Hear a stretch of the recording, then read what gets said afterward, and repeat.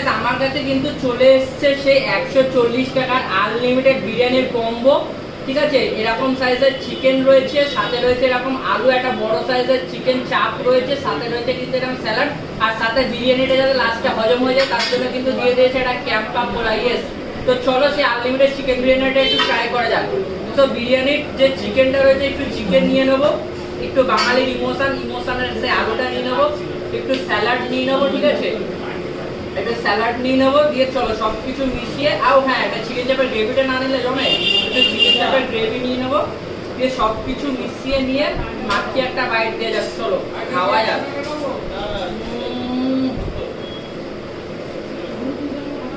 এই চিকেন চাপের গ্রেভিটা দিয়ে বিরিয়ানিটা যখন মুখের মধ্যে যাচ্ছে না, জাস্ট দুর্দান্ত লাগছে। 140 টাকায় যে এত কিছু দিয়ে কম্বো পাওয়া যায়, চাকদার বিরিয়ানি পয়েন্টে না আসলে আমি জানতে পারতাম না। তো আমি বলবো মাস্ট আসো বিরিয়ানি পয়েন্টে ট্রাই করা।